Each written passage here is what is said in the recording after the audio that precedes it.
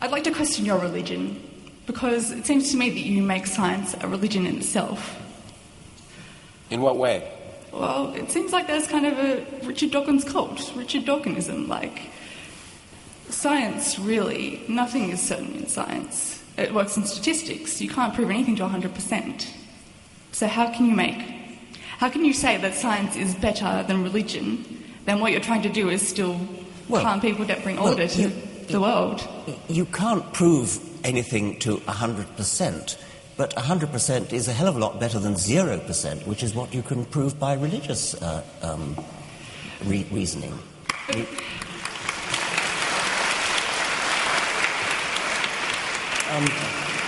I guess you're giving up. I mean, I think it...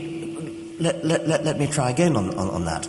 The idea that science is a religion, when in fact science is interested in evidence and is prepared to change its mind if contrary evidence comes in, that's very, very different from a religion. As Lawrence said earlier, in science we constantly open to the possibility of having to change our minds, and science proceeds by progressive refinement and changing minds, and there are things that I suppose will never be disproved, things like that the planets orbit the sun. That's never going to change.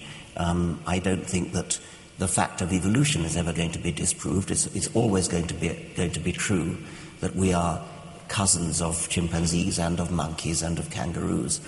So there are certain things that we definitely know to be true. The evidence is so overwhelming that, in Stephen Gould's words, to object would be perverse.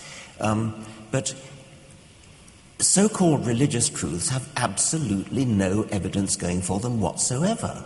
My point was that if I challenged you as Richard Dawkins, you'd probably have a problem with that. Doesn't matter who I am. No. No, we're listening to you now. Like, you're challenging me now, and I'm accepting the challenge. Fair enough. Look, I'm a Catholic. I don't agree with what George Chappelle thinks, but I don't think he's a pedophile either. Like... No, I don't suppose he is. Just, you know...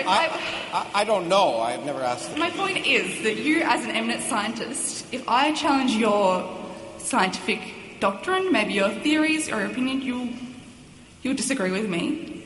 Well, I will... I mean, when you say disagree, I will say, where is your evidence? Here's my counter-evidence. And ask for yours. Let's sit down together and look at the evidence. I mean, that's very different from saying that I'm arguing from authority. In fact, let me jump in. Authority, that's the key point. Richard is not an authority. I'm not an authority. There are no scientific authorities. That's a key point. There are scientific experts. Richard knows a lot about zoology. I know a lot about physics. But there's no one whose views are not subject to question. And that's the key point. And there's no student that should ever be afraid of saying to a professor in a science class, you're wrong and here's why. Except in Germany. Except anyway, maybe I think why are you upset when I'm questioning you now? Like, you know, isn't that the same thing? You know, isn't it like you're one of my professors? Well, no. What? I think we're trying to have a discussion, but maybe I think the point is that maybe we should move on. I mean, well, you say you're a Roman Catholic, and I also study physics. Yes, but I mean, do you think the wafer turns into the body of Jesus? No. Good. I'm delighted to hear. Then you're not really a Roman Catholic. And the other thing that's important about science, and we had this discussion last night in the Muslim forum. Like, I might give an example. Like, you know, people didn't really buy the whole relativity thing when Albert Einstein first came up with it. You know, there were people, like, you know, it was when those former scientists started dying, that was when people started accepting relativity. But the difference is, you know, but there's a fundamental difference, and you should really appreciate this, and I'm surprised in some sense that you don't yet, but I hope you will. Well, listen to me for a second, is that there's a difference between a story and something that makes predictions. And the only thing that really makes science really interesting is it works. And so last night, when I was debating with this Muslim, I challenged him when he said it's rational. I said, you're choking. I have two choices. I do the Heimlich maneuver or I pray for you. Which do you want me to do?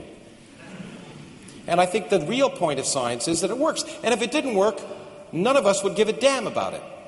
Really. The point is it works until someone comes up with a better theory. Right?